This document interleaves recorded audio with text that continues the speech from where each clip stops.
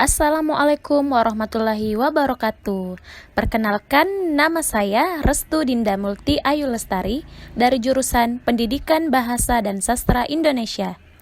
Saat ini kita akan mempelajari teks narasi.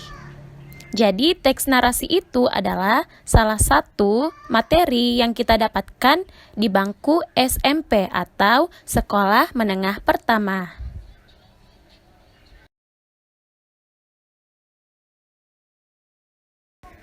Sebelum kita masuk pada pembahasan, kita bisa melihat dulu tujuan pembelajarannya.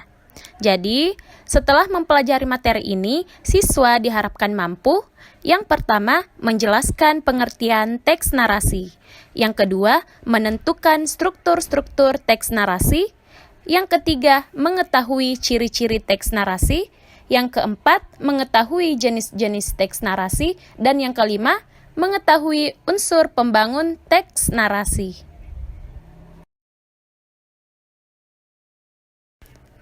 Hal yang akan kita bahas pada materi ini, yang pertama adalah pengertian teks narasi, yang kedua struktur-struktur teks narasi, yang ketiga ciri-ciri teks narasi, yang keempat jenis-jenis teks narasi, yang kelima unsur pembangun teks narasi, dan yang terakhir contoh teks narasi.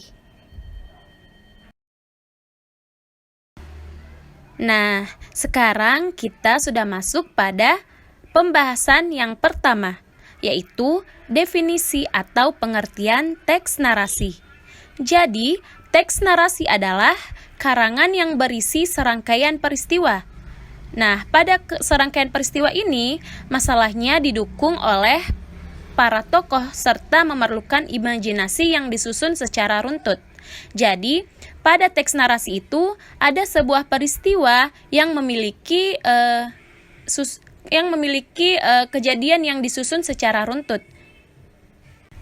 Teks narasi disebut juga teks imajinasi atau imajinatif. Seperti dengan namanya, imajinatif yaitu hayalan. Meskipun hayalan, tapi kadang kita sebagai pendengar atau pembaca bisa terbawa suasana dengan cerita yang kita dengarkan atau cerita yang kita baca.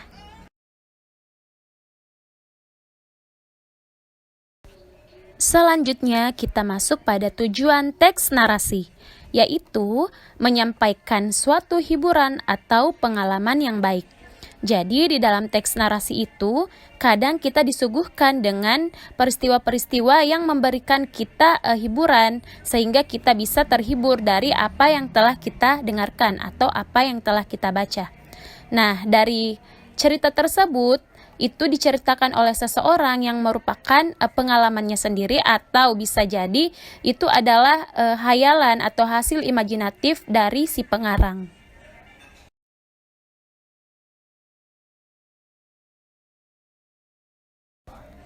Selanjutnya, struktur-struktur teks narasi. Jadi, teks narasi itu memiliki 4 struktur. Yang pertama, pengenalan. Bagian pengenalan ini berisi permulaan dari teks narasi yang meliputi pengenalan tokoh, latar, suasana, dan unsur-unsur lainnya yang membangun peristiwa dari teks narasi.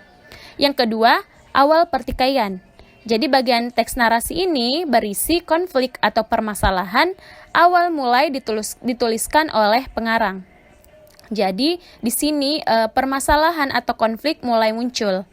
Yang ketiga, klimaks atau puncak pertikaian atau puncak permasalahan.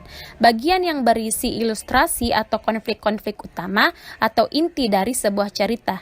Jadi bisa disebutkan bahwa ini adalah bagian terpanas atau permasalahan yang paling utama dari cerita. Dan yang keempat, antiklimaks atau penyelesaian, yaitu bagian teks atau paragraf narasi yang berisi mengenai penyelesaian atau konflik yang terjadi dalam cerita dan sebagai penanda bahwa cerita akan berakhir. Materi selanjutnya adalah ciri-ciri teks narasi, yaitu disusun dalam urutan waktu yang jelas. Jadi dalam teks narasi itu harus memiliki urutan waktu yang jelas agar pembaca atau pendengar dapat secara mudah mengetahui bahwa kejadian dari peristiwa ini seperti apa. Selanjutnya ada unsur perbuatan atau tindakan. Jadi sudah disebutkan sebelumnya bahwa teks narasi ini berisi peristiwa, otomatis ada perbuatan atau tindakan yang terjadi di dalamnya. Dan yang ketiga, adanya sudut pandang penulis. Yang keempat, ada susunan lebih jelas secara kronologis. Jadi ada susunan peristiwa. Dan yang kelima, adanya unsur rangkaian, yaitu waktu dan informatif. Jadi di dalamnya ada rangkaian waktu dan juga memberikan informasi kepada pembaca tentang kejadian yang telah terjadi atau sedang terjadi. Dan yang terakhir, adanya sebuah konflik, yaitu adanya sebuah permasalahan yang dibahas. Karena permasalahan ini yang menjadi pusat dari cerita, dan permasalahan ini yang kita carikan solusinya seperti apa sehingga bisa terselesaikan dengan baik. Bisa jadi endingnya itu bisa sad ending atau juga happy ending. Selanjutnya, kita akan membahas jenis-jenis teks narasi. Jadi teks narasi itu ada banyak sekali jenisnya. Yang pertama, narasi ekspositoris, yaitu narasi yang memberikan informasi kepada para pembaca agar pengetahuannya bertambah luas. Jadi ada sebuah cerita atau sebuah kejadian yang memberikan kita informasi baru atau pengetahuan baru. Yang kedua ada narasi sugestif, yaitu narasi yang menyampaikan sebuah makna kepada pembaca melalui daya hayal yang dimilikinya.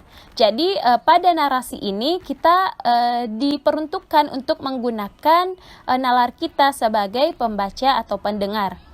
Selanjutnya, narasi informatif memiliki tujuan secara tepat dalam menyampaikan atau dalam penyampaian informasi mengenai sebuah peristiwa, yaitu kita diberikan informasi atau pengetahuan baru pada narasi ini.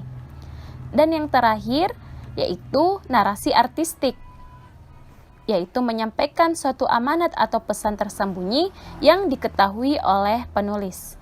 Jadi kita harus membaca dengan cermat atau harus menyimak dengan cermat agar amanat atau pesan yang tersembunyi itu bisa kita ketahui atau bisa kita mengerti. Materi selanjutnya adalah unsur pembangun dari teks narasi.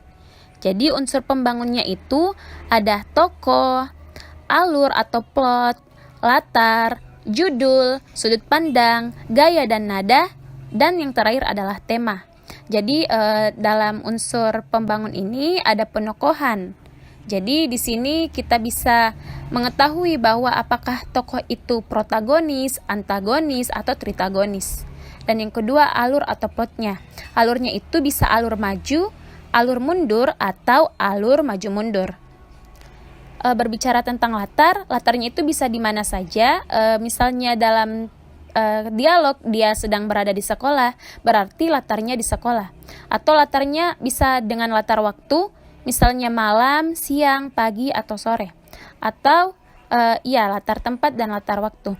Selanjutnya judul. Jadi judulnya itu bergantung dengan cerita yang dibicarakan atau cerita yang sedang terjadi. Sudut pandang itu banyak sekali, ada sudut pandang pertama, kedua, dan masih banyak lagi. Dan gaya dan nada, dan yang terakhir tema. Jadi tema ini adalah inti dari permasalahan atau kejadian pada teks narasi. Materi yang terakhir yaitu contoh dari teks narasi. Jadi contoh kutipan ini diambil dari surat kecil untuk Tuhan. Saya bacakan, 3 hari lamanya aku mengalami koma tanpa pernah bangun. Dan ketika aku terbangun dari mimpiku, perlahan kubukakan mataku. Seluruh keluargaku ada di sampingku. Ayah, ibu, kedua kakakku, paman dan bibi serta teman-temanku telah ada di sampingku. Suara ayat-ayat Al-Quran terdengar dan aku senang mereka tidak marah padaku karena aku pergi tanpa pamitan. Ayah menyadari aku terbangun dengan cepat memanggilku. Jadi ini adalah contoh dari teks narasi. Kita bisa melihat bahwa ada peristiwa yang terjadi, dan kita juga bisa melihat bahwa kejadiannya itu terjadi di mana.